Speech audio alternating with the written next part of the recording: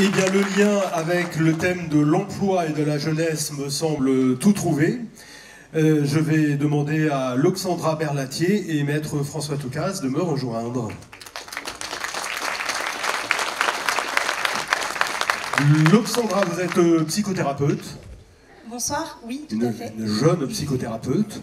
On peut dire votre âge? Oui, 23 ans. 23 ans. Maître François Toucas, vous avez un peu plus de 23 ans.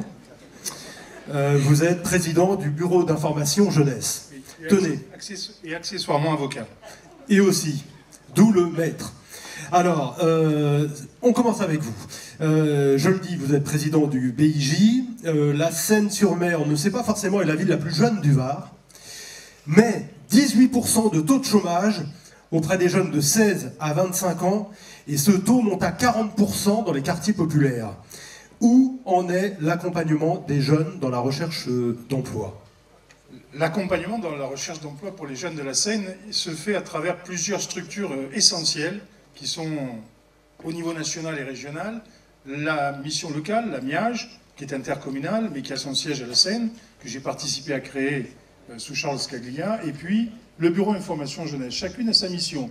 Le bureau information jeunesse, c'est l'entonnoir. On est là pour diffuser l'information à tous les jeunes qui viennent nous voir dans tous les domaines qui les intéressent. La santé, le logement, l'emploi, bien sûr, la formation, les vacances, les sports, les loisirs, et en même temps, prêt à les envoyer dans nos partenaires, que sont notamment la mission locale, dont l'action est particulièrement efficace à la Seine, puisque nous regroupons la moitié dans les effectifs que traite la mission locale, la moitié des jeunes traités, c'est les Sénois. Et la mission locale arrive dans 9 dispositifs nationaux, avec des financements européens, régionaux, nationaux et départementaux, à aider les jeunes pour pouvoir trouver un emploi grâce à des formations, grâce à un accompagnement dans l'emploi, grâce à de l'immersion dans l'entreprise. Et au jour d'aujourd'hui, elle a traité à peu près 2000 jeunes de la Seine sur l'année dernière, au niveau de son activité. C'est énorme. Quand on sait qu'à la Seine, on est une des villes les plus jeunes du Var, vous le disiez, on a en gros dans la population 15-29 ans, 17% de la population de la Seine. Quand on compte qu'on est 64 000, ça nous fait environ 16 000, 20 000 jeunes à peu près. 20 000 jeunes, c'est énorme. 20 000 jeunes, quand on va jusqu'aux plus jeunes, sinon ça en fait 12 000, mais c'est énorme. Ces jeunes-là, on a une responsabilité. À la Seine, moi je me suis engagé, pourquoi? Et ça fait 30 ans que je m'engage pour les jeunes de la Seine, pour l'emploi, pour la formation, et avec les relais de l'Europe et des partenaires financiers, pour que ça coûte le moins cher à la ville. Grâce à ces dispositifs, on offre aux jeunes de la Seine des solutions pour essayer de s'insérer. On sait qu'on a aussi beaucoup de jeunes qui sont sans activité, ils sont peut-être tentés de faire des infractions. En tant qu'avocat, j'en retrouve malheureusement au palais de justice, mais si on leur donne une véritable envie de travailler, quand on interroge les jeunes, ils vous disent « oui, je veux travailler, mais dans quelque chose qui me plaît ». Alors c'est pas toujours évident de trouver quelque chose qui plaît à un jeune dans le travail, parce que souvent il a envie de prendre des vacances avant de travailler.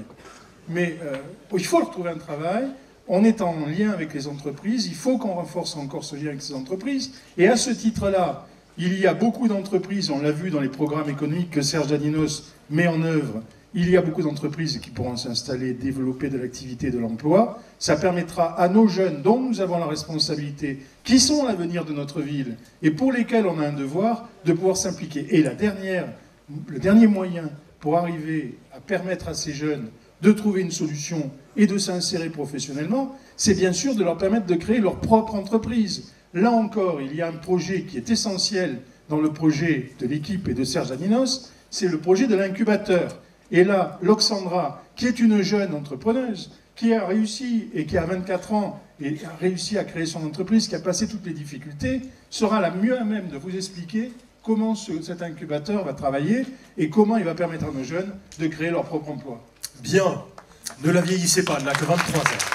23. Je vais sur les 24, alors ça va. Alors, Loxandra, parlez-nous de votre expérience justement de jeune entrepreneur. Oui, alors je suis jeune entrepreneur à la Seine-sur-Mer, j'ai un cabinet de thérapie brève et parallèle.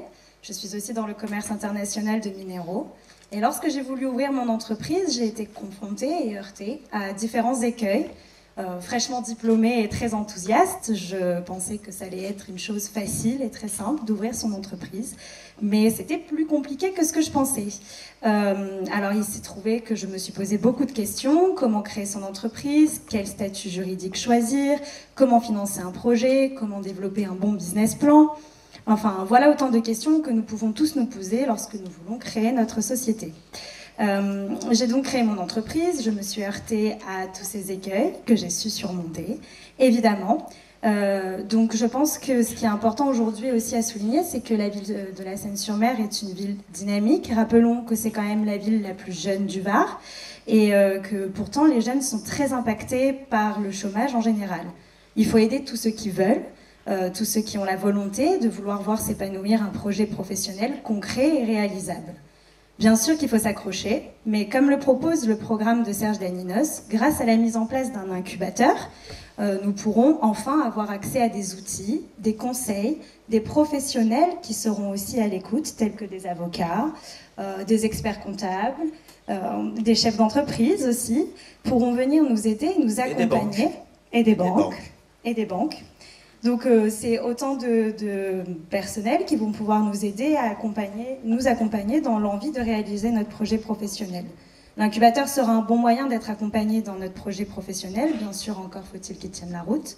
L'incubateur mettra à disposition aussi les nouvelles technologies qui seront mises à disposition par Serge Daninos et qui nous faciliteront et nous aideront à nous projeter dans nos premiers pas de la vie professionnelle.